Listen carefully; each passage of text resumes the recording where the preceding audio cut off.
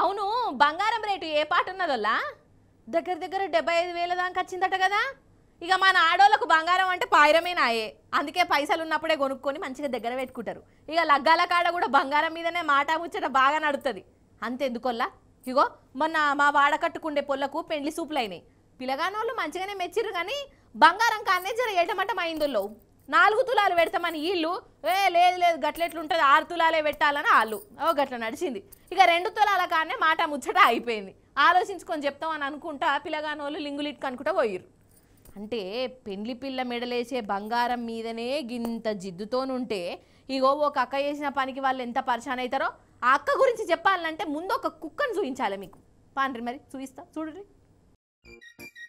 ఆహా ఇగో ఇడ దర్జాగా వన్నది చూడు, ఇదే ఆ కుక్క గారు. దీన్ని కుక్క కూడా అనొద్దల్లా, మనుషుల కంటే దీన్నే ఇప్పుడు బాగా విలువిచ్చింది. ఎందుకంటారా, ఈ కుక్కను ఈ అక్క సాదుకుంటుంది. ఈ నడుమ సాటి మనుషుల కంటే కూడా కుక్కలను పిల్లుల్నే కొందరు పాయరంగా చూసుకుంటారు కదా. ఈ అక్క కూడా గట్లనే చూసుకుంటుంది. ఏం చేసిందో చూడుర్రి మీరే.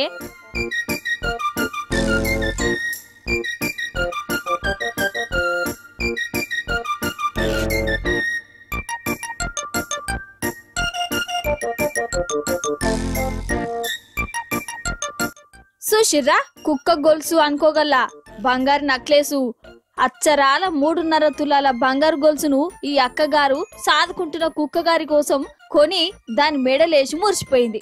ఈ గొలుసు ఖరీదు 2.5 లక్షలటనొల్లా. ఇక చెప్పు కథ. 2.5 లక్షలు పెట్టి 3.5 తులాల బంగారం కొని కుక్క మెడలు వేసిందంటే ఇక కుక్కది రాజభోగమేనా కాదా?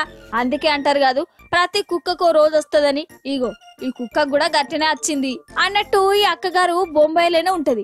కుక్కకు బంగారు గొలుసు పెట్టి పాయిరం చూయించుకున్నది. అంత బరాబరేగాని ఇది బంగారపు గొలుసేనా అని కుక్కకు తెలుసా?